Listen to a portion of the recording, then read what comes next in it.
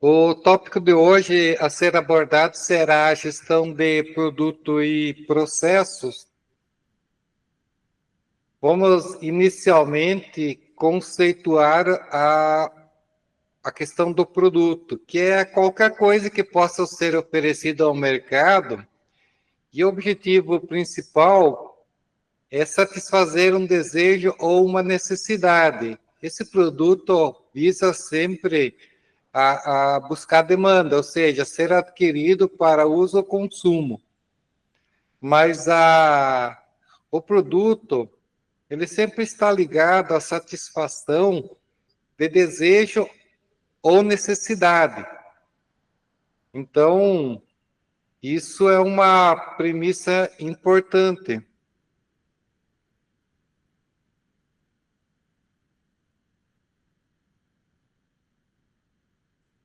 Olha só, até pouco tempo, a Ferrari, por exemplo, ela não oferecia nenhum SUV. E aí, o mercado, com sua demanda latente por esse tipo de produto da marca, lançaram esse Puro Sangue, que é o primeiro SUV da marca. A última vez que eu verifiquei, estava em torno de 5 a 6 milhões. Logicamente, é um produto para quem tem altíssimo poder aquisitivo, mas ele atende uma necessidade dessas pessoas de produto extra classe, premium ou extra premium. E percebe-se que a tecnologia embarcada, isso tudo que vocês comentaram agora há pouco, ele está presente nesse produto. Você tem desde os materiais, desde a IoT e toda a tecnologia embarcada, e logicamente o preço fica bastante alto, principalmente para nós que somos meros mortais em termos de grana. Então, se você tem uma indústria, uma produção, você precisa gerenciar essa produção. E para isso precisa desenvolver estratégias para aumentar a venda dessa produção, desses produtos. Só lembrando que estratégia é a maneira como você utiliza para atingir os seus objetivos, ok? Então, se você tem o objetivo de, por exemplo, duplicar as suas vendas, que estratégia você vai utilizar? Ou seja, como você vai conseguir que isso seja atingido? Então, isso envolve gestão de produto. Outra coisa é para você chegar ao produto, eu vejo assim, eu vejo uma empresa, uma indústria em 4 quadrantes, em 4 grandes partes. A primeira é o primeiro é o quadrante humano, é quem faz as coisas acontecerem. É onde que começa tudo. Na sequência, nós temos os processos, que é como fazer. Depois, o outro quadrante é o quadrante estrutural, que é com o que eu vou fazer, quais os equipamentos, máquinas, tecnologias e tudo que eu preciso para tornar aquela necessidade ou desejo dos possíveis clientes em realidade. Então, todo esse rol de estruturas, essa estrutura necessária, elas são utilizadas para se entregar um produto ou serviço ao mercado. E aí nós estamos falando ao quarto quadrante, que é o relacional. aonde que estão ali todos os atores que impactam também no negócio, desde fornecedores, clientes, o ambiente regulatório, por exemplo, as legislações aprovadas por assembleias legislativas municipais, estaduais, federais, impactam no negócio. Além dos clientes que vão exigir coisas que às vezes não foram pensadas inicialmente aos produtos.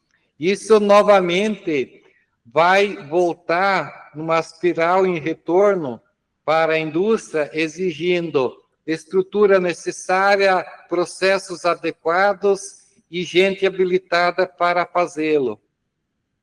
Então, o foco nosso agora nos processos, nós temos, assim, estabelecido, logicamente, eu sempre alerto que nada é formatado, engessado, que não possa permitir outra interpretação.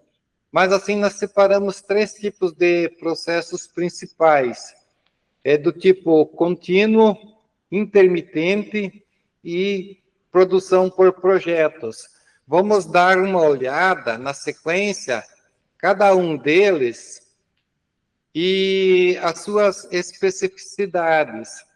Começamos, então, pelo processo tipo contínuo, aonde que as principais características são, primeiramente, os equipamentos, eles costumam executar operações de maneira contínua e sempre as mesmas operações, como, por exemplo, a indústria farmacêutica, onde você tem uma linha de produção, você começa a produzir um lote com determinada quantidade pré-estabelecida e vai produzindo esse lote até chegar à sua totalidade. Outra característica é que os materiais se movem com pequenas interrupções, quando vai de uma fase para outra e vice-versa, ou, em alguns casos, de forma contínua até o produto sair no final da linha acabado. O sistema contínuo puro, ele apresenta uma sequência linear do fluxo de produção.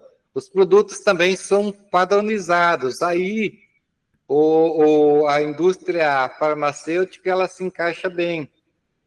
Onde que, normalmente, a matéria-prima, ela é processada da mesma forma e sequencial. A consequência disso é um alto grau de automatização e a produção em massa. A linha de montagem é em larga escala, com poucos produtos e com grau de diferenciação relativamente pequeno. Eu já citei a indústria farmacêutica e processos químicos, ela é altamente impactada, enquadrada nesse tipo de sistema de produção, de processos. Aí outra diferenciação pode ser feita com o sistema contínuo com montagem e desmontagem. Aí você tem várias linhas de produção contínua que convergem para locais de montagem ou desmontagem. Um exemplo típico é a indústria automobilística. Você pode, por exemplo, ter uma linha que monta o motor, a outra o chassi, a outra a lataria, que converge para a montagem final do veículo. Inclusive,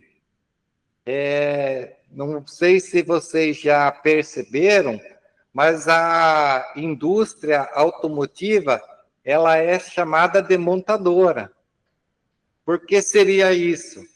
Porque normalmente essa indústria, elas terceirizam a fabricação das partes com planejamento e estudos, aonde que eles preveem a necessidade de quantidade de cada parte do veículo e a data que isso deverá ser entregue para, principalmente, minimizar o estoque lá na indústria e que não falte peças para a montagem do veículo. Agora vamos falar também da produção intermitente. Essa produção, ela resulta da diversidade de produtos. O tamanho dos lotes, normalmente, ele é reduzido.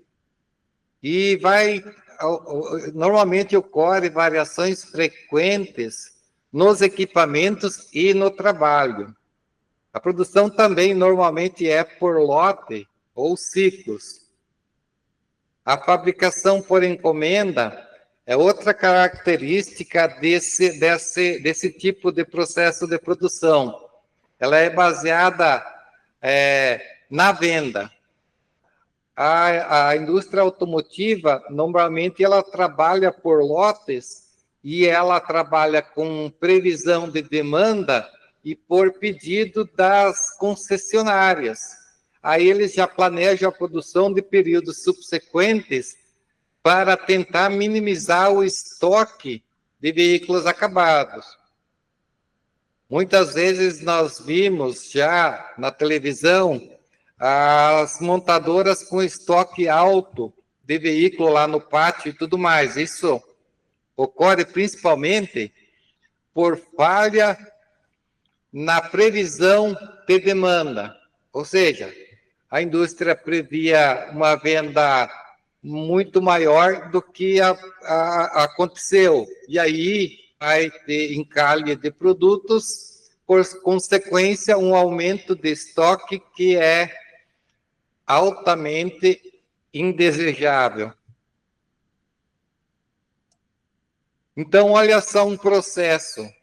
Você tem entrada de recursos, processo de transformação e saída de recursos.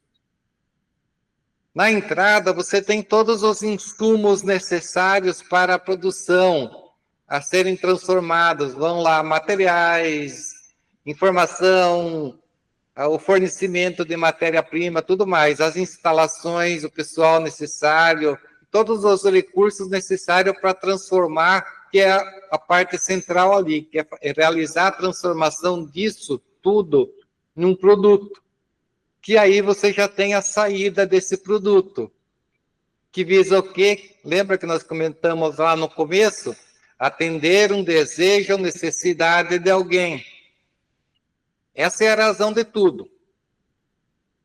Lembrando que atualmente, assim como vocês comentaram muito bem as apresentações de vocês, nós, hoje em dia, nós não entregamos apenas o produto no final.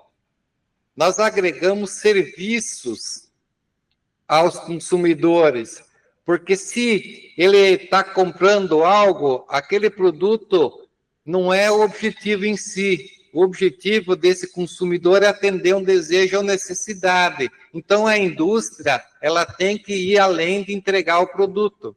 Ela precisa entregar a satisfação da necessidade ou do desejo do consumidor. Então, ela tem que entregar serviço associado também. Que, por exemplo, eu compro uma televisão, não basta o comércio ir lá e entregar o produto.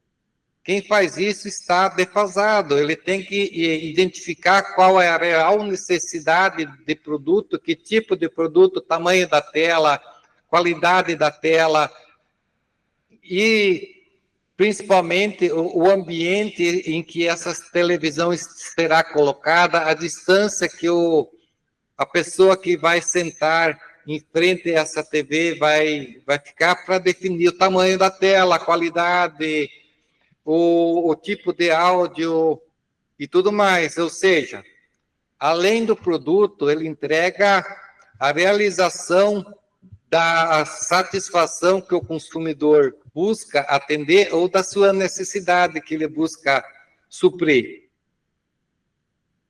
Tá certo? Então, isso, ele visa assim, tem uma compreensão bem rápida dos mecanismos, do processo, do que é produto e processo. Quando você fala em produto e processo, então, você precisa pensar que eu tenho que ir muito além de simplesmente entregar aquela coisa para alguém em função de um valor que eu estabeleço, tá certo? Eu preciso entregar a realização que o consumidor está buscando. E isso é uma coisa que vai além do que muitos praticam hoje ainda, tá certo? E assim como eu comentei para vocês, nós precisamos utilizar a inteligência artificial a nosso favor. Você não vai competir com a inteligência artificial, você vai competir com alguém que utiliza a inteligência artificial para aumentar a sua produtividade.